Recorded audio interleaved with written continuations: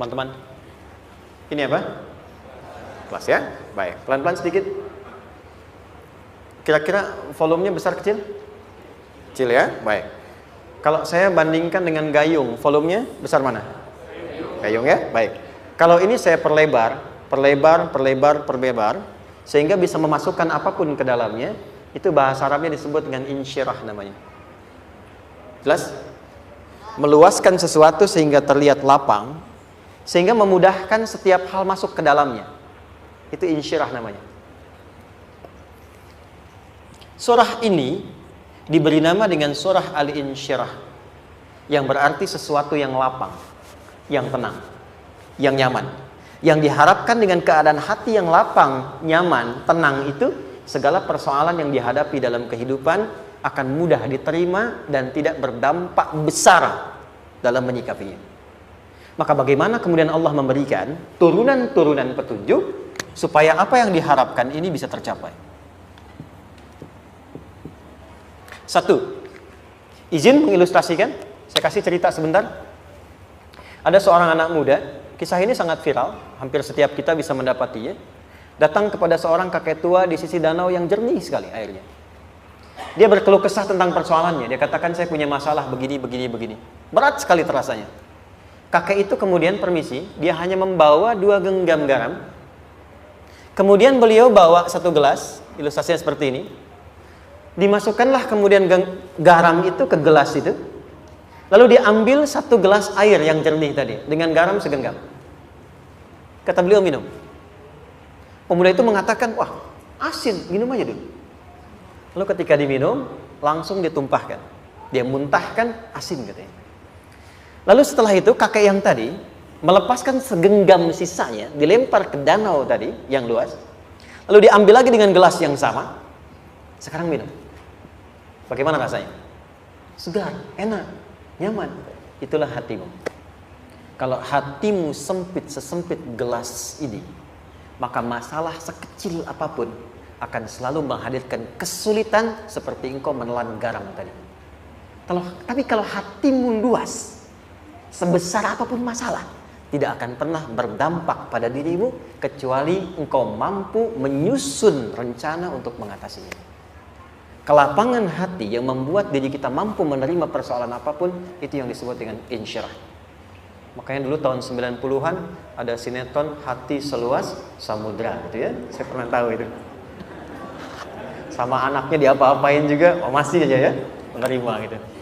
Dulu siapa ya? Jeremy Thomas dan lain-lain ya. Saya kira ada itu. Ya, saya kira itu ya.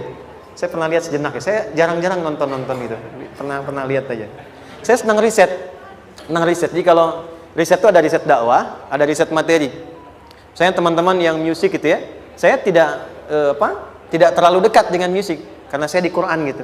Tapi untuk mengetahui hukum musik itu bagaimana, saya riset. Sampai ke notasi saya tahu. C, D, F, G, A, B, C, G, A, B, C, D, F, G, D, F, G, A, B, C, D, A, B, C, D, F, G, A, F, G, A, B, C, D, E, B, C, D, E, F, G, A, B, F, G, A, B, C, D, A, F, G, A, B, G, A, B, C, gitu kan ya? Ya, tapi kalau diminta piano, gitar, ini saya nggak bisa. Ya, tapi untuk menentukan hukum, nah kita bisa paham gitu. Misalnya boleh nggak baca Quran pakai langgam Jawa gitu kan? Nah hukumnya apa? Nanti dari teori itu muncul. Ya, paham ya? Nah, oke, balik sini. Perhatikan baik-baik. 1, saya agak cepat. Ini ditafsir langsung turun Al-Insyirah. Yang pertama, alam nashrah laka sadrak wa wada'na anka wizrak alladhi anqadha dhahrak. Tahan sampai sini dulu, 3 ayat. Saya mulai dari ayat kedua dan ketiga. Perhatikan baik-baik. Wa wada'na anka wizrak alladhi anqadha dhahrak. Artinya apa? Artinya satu beban yang diletakkan di pundak yang berpengaruh kepada semua bagian tubuh. Kita pernah melakukan atau melihat yang angkat beban ya? Beban kan semakin berat diangkat, semakin terasa ke bagian-bagian tubuh ya, ke semuanya. Nah, itu namanya wizrak alladzi anqadha dhahrak. Beban yang dipikul yang berat sekali sampai semua merasa. Makanya jadi satu ungkapan dengan mengatakan dia sedang memikul beban yang sangat berat. Sampai kepalanya pusing, tidur nggak nyaman, miring kanan, miring kiri. Itu namanya ya alladzi anqadha dhahrak. 1. Saya percepat, akan ada satu masa dalam hidup setiap hamba merasakan satu persoalan yang seakan-akan beban berat yang dipikul sampai merasa kesulitan dari ujung kepala sampai ujung kaki. Siapapun itu. Jujur ya, setiap kita tanyakan pada diri sendiri. Setiap kita yang ada di sini, saya yakin pasti pernah atau bahkan akan mengalami satu peristiwa yang merasakan beban berat sampai seakan-akan ujung kepala sampai ujung kaki merasakan sakitnya. Ada yang sudah mengalami atau bahkan nanti akan ada yang melalui. Perhatikan baik-baik. Teruskan ayatnya. Wa rafa'na laka. Perhatikan. Kalau ada yang sedang merasakan itu, yakinlah kata Allah, pada saat itu sesungguhnya Allah sedang mengangkat derajatnya dan meningkatkan kualitas hidupnya untuk mencapai sesuatu yang istimewa yang belum pernah diraihnya. Dari sini kita buat persamaan. Ujian. Tadi kan? Berbanding lurus dengan harapan. Banding lurus dengan solusi nanti pada akhirnya. Fokus. Lulus di sini, insya Allah setiap persoalan akan lebih mudah untuk diatasi. Ujian, seberat apapun yang sedang kita alami, tidak akan pernah diberikan kepada kita oleh Allah, kecuali ternyata hikmahnya untuk mengabulkan harapan-harapan besar yang sebetulnya kita mintakan. Jujur ya, setiap kita kan sering punya permohonan ya, sering berdoa ya, ya Allah minta ini, minta itu, minta ini, minta itu, gitu kan? Nah, cara Allah mengabulkan harapan kita itu, yang pertama, jalurnya lewat ujian. Karena semua kesuksesan itu, desain dasarnya adalah melewati ujian. Coba, anak-anak kita yang sedang sekolah itu, apa mungkin di wisuda dengan penuh kebahagiaan kalau nggak mengalami ujian? Lewat ujian dulu kan? Dia belajar dulu, ujian dulu, ngatasin soal dulu, lulus, baru wisuda. Apakah mungkin akan dapat IPK 4 yang diharapkan kalau tidak mengalami ujian? Belajar dulu, ya kan? Ada waktu, sempat dia bangun malam, siang, dan seterusnya, belajar, keringat, dan sebagainya, baru bahagia kan? Dan ternyata belajar itu untuk di wisuda. Sebab kalau kita tidak belajar, mustahil dapat wisuda. Kalau tidak lewat ujian, mustahil dapat ijazah. Karena ternyata harapan itu, hukum dasarnya dalam berkehidupan, bisa diraih dengan melewati ujian. Ini poinnya. Jadi mohon, kalau sedang mengalami sebuah peristiwa dan kita harus menghadapi itu, coba renungkan, sebetulnya pernah berdoa apa sampai kita mengalami itu, sehingga dengan jalan itulah sebetulnya Allah ingin mengabulkan harapan yang dulu pernah kita mintakan. Jelas? Oke, satu. Yuk turunkan rumusnya pelan-pelan. Quran surah kedua ayat 286. Ini kesini dulu, baru nanti kita balik lagi. 2 Al-Baqarah ayat 286. La yukallifullahu nafsan illa usaha. Tahan sampai sini. Lihat baik-baik. Hukum yang pertama. Hukum pertama. Allah tidak mungkin menguji seorang hamba di luar batas kemampuannya. Di kaidah yang pertama tadi, kalau kita sedang diuji, sebetulnya ada harapan dan doa yang pernah kita mohonkan dan Allah ingin mengabulkan itu, jalan pertamanya lewat ujian. Tapi adilnya Allah, tidak akan pernah kita diuji kecuali sesuai dengan kemampuan kita. Jadi kalau nggak mampu, nggak mungkin diberikan ujian. Ingat ya, kalau tidak mampu, tidak mungkin diberikan ujian. Artinya harapan yang kita mohonkan pun akan sesuai dengan kemampuan kita. Jadi kalau kita minta sesuatu nggak mungkin bisa menggunakannya, nggak akan dikasih. Nah, balik ke sini untuk memberikan ketenangan kepada hati kita. Kalau sedang menerima persoalan, setelah kita mengatakan, oh ini mungkin ada harapan yang ingin saya dapatkan, jalannya lewat sini. Untuk memberikan ketenangan kepada hati, begitu persoalannya tiba, langsung katakan pada diri kita, saya pasti bisa menjalaninya. Mustahil saya diuji kalau nggak mampu menjalaninya. Itu bahasa singkatnya. Ingat ya? Kalau ingin mudah menyelesaikan persoalan, kata Quran, setiap ada ujian, langsung katakan pada hati kita, insya Allah bisa. Nggak mungkin saya diuji kalau saya nggak sanggup. Jelas? Dan tanamkan itu pada hati yang paling dalam. Ini nggak mudah. Kalau cuma disimpan di pikiran, jadi beban. Tapi kalau Anda tanamkan dalam hati, seberat apapun masalahnya, pasti saya sanggup, pasti saya bisa. Pernah lihat dulu ada acara 90-an Benteng Hattori? Oke? Benteng Takeshi ya? Takeshi ya, gitu kan artinya kan bisa jawab ya. Dia tahu Ninja Hattori mendaki gunung lewati lembah ya tahu ya. Son Goku, Son Gohan, apa? Saya tahu itu. Son Goku, Kamehameha, Piccolo itu yang nulisnya Suzuki Watanabe, saya tahu itu. Benteng Hattori, balik lagi ya. Benteng Takeshi ya. Puncaknya kan main pakai itu kan, pakai tanknya dan sebagainya. Tapi pernah ingat gak satu episodenya itu? Begitu akan bertarung, kan selalu ada motivator di sampingnya itu mengatakan, ayo kamu bisa, gitu kan? Wah, namanya. Dia nggak ngaji Quran tuh, kita punya ayatnya. Pernah nggak? Buka lagi ya dulu ya. Oke.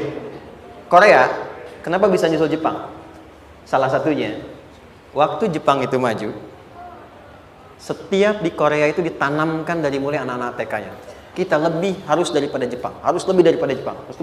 Sejak anak-anaknya TK. Itu ditanamkan betul. Kita bisa, kita dari TK. Sehingga ketika di sana bikin Honda, sini Hyundai. Hyundai kan dibacanya Hyundai, kan? Sana Honda, sini Hyundai gitu. Di apapun yang dibuat Jepang, Korea harus lebih unggul. Itu ditanamkan dari awal. Bisa. Kita itu sekarang punya ayatnya. Jadi kalau sedang punya masalah seberat apapun, katakan pada diri kita, insya Allah bisa. Gak mungkin diuji kalau nggak sanggup. Bisa insya Allah. Bisa. Kenapa mah? Bisa. Jelas? Oke, sudah di situ teruskan, lanjutkan.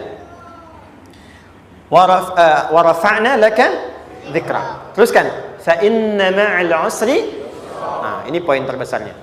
Fa inna ma'al usri yusra. Fa huruf yang menunjukkan sesuatu berlangsung dengan cepat. Inna di ilmu nahwunya berbunyi begini, di gramatikal bahasa Arab. Harfu nasbin wa taukidin. Tansibul isma wa tarfa'ul khabara. Mabniyun 'alal fathi la mahalla lahu min al-i'rab. Paham? Tidak. Inna huruf yang digunakan untuk menguatkan informasi agar ditancapkan ke dalam hati sekuat-kuatnya dan jangan pernah ragu. Jadi kalau orang Arab itu nancapkan tongkat begini dan kuat, tidak goyah, itu nasab namanya. Nasabar rajul asahu fil ardi. Inna ini harfu nasab. Jadi kalau ada di Quran dibuka informasinya dengan inna, maksudnya begini, hei, tancapkan informasi dalam hatimu dengan kuat, jangan pernah ragu. Yakinkan pada dirimu. Apa yang harus diyakinkan? Ma'al usri yusra. Inna ma'al usri yusra. Usrun sama dengan yusrun. Lari ke sini. Oke. Apa artinya usrun? Sulit. Oke. Sulit itu ada dua. Ada sa'bun, ada usrun. Kalau kesulitan yang relatif, kata si A sulit, si B mudah, itu sa'bun namanya. Contoh, kata si fulan, bahasa Jepang susah. Padahal kata yang lain tidak. Saya ke Jepang, anak-anak kecil begini bisa bahasa Jepang, gitu kan? Bagi mereka mudah, gitu ya. Saking mudahnya gitu. Kata shiwa, gitu. Anak-anak kecil, bagi mereka mudah, bagi kita belum tentu. Itu sa'bun. Inna lughatal yabaniyah sa'bah. Relatif. Tapi kalau kesulitan yang sifatnya mutlak, semua orang mengatakan sulit. Maaf, bawa mobil, sulit atau mudah? Bukan mengendarai ya, bawa mobil, bawa. Sulit ya? Sulit ya? Baik, sepakat sulit semuanya. Nah, itu dalam bahasa Arab dikenal dengan usrun. Kesulitan yang semua sepakat bahwa itu susah. Sulit, semua sepakat. Dan ketika ada orang bicara, aku sedang punya masalah begini. Semua mengatakan, wah itu nggak mudah, itu nggak mudah. Itu usrun namanya. Lawannya, kemudahan yang relatif disebut sahlun. Tapi kemudahan yang semua sepakat bahwa itu mudah, itu yusrun namanya. Mengangkat spidol, semua mengatakan mudah, ringan. Itu yusrun namanya. Perhatikan, Allah tidak memasangkan sa'bun dengan sahlun, tapi memasangkan usrun dengan yusrun. Orang-orang yang punya keyakinan kuat, setiap persoalan itu akan selesai. Dan dia mengatakan pada dirinya, aku bisa melewatinya. Maka, perhatikan kalimatnya kata Quran. Inna ma'al usri yusran. Sesulit apapun masalah yang sedang dia alami, maka Allah akan datangkan solusi semudah-mudahnya yang bisa dia nikmati. Dengan kata lain, kalau kita bawa ke bahasa psikologi, Kalau sedang menghadapi persoalan seberat apapun, selain kita mengatakan, ini pasti bisa saya lalui, saya insya Allah sanggup mengatasinya, katakan pada diri kita, ini pasti selesai. Pasti ada solusinya, pasti mudah.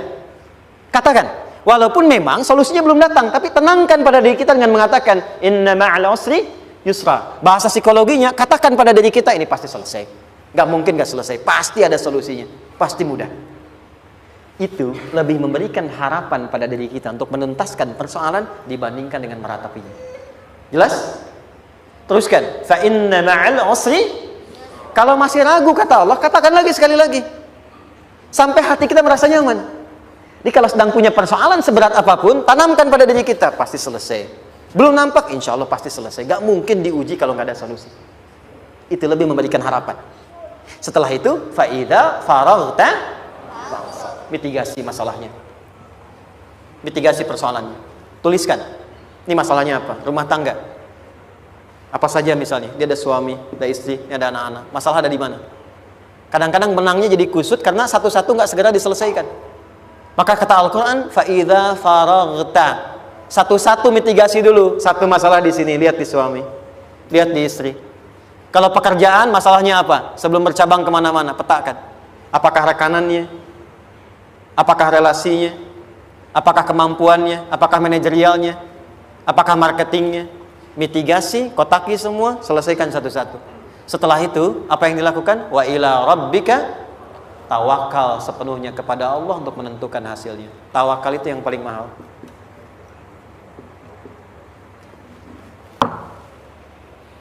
Anda kalau nggak punya kepasrahan, stres. Karena selalu memikirkan apa yang mau dikerjakan dan selalu orientasi pada hasil. Kita punya tawakal. Kalau kita mampu menyerahkan sesuatu, gini, di sini ada orang yang paling jago misalnya main basket. Ada pertandingan basket. Begitu dibuka, udah tim musyawarah serahkan aja pada si fulan. Kan? Dia yang paling jago, dia. Bukankah dengan menyerahkan itu bukan hanya kita berikan sebuah tugas, ya kan? Tapi dengan itu ada kelapangan tersendiri kan? Yakinlah sukses, ini paling hebat. Pernah ada perasaan gitu? Sekarang, siapa yang paling mampu menguasai? Siapa yang paling hebat menyelesaikan segala hal? Siapa yang punya segalanya? Bukankah Allah? Orang-orang yang punya tingkat tawakal yang tinggi. Maka, satu, dia akan lebih stabil keadaan mentalnya dan tidak akan pernah gelisah dengan kekecewaan. Gak ada kecewa. Karena tawakal itu, kalau sudah kepasrahan, pasti menerima hasil. Kalau sudah tawakal, terserah Allah tetapkan apa saja. Mau dapat sekarang, dapat besok, dapat nanti. Puncak yang paling tinggi, tugasmu hanya berikhtiar semampu yang bisa dilakukan. Selanjutnya, biarkan Allah menetapkan apa yang menjadi bagian dari maslahat kehidupan kita. Saya tutup. Cara Allah menjawab harapan kita ada 3. 1. Memberi langsung apa yang kita mintakan. 2. Menunda itu sampai kita siap menerimanya. 3. Mengganti apa yang kita inginkan dengan apa yang kita butuhkan. Saya ulang ya.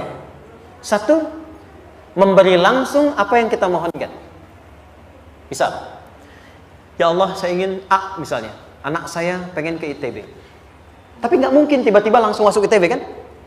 Pasti lewat ini dulu kan? Ada ujian dulu, ikut tes, dan seterusnya diterima, sesuai. 2, kadang menunda sesuatu sampai dia sanggup menjalaninya.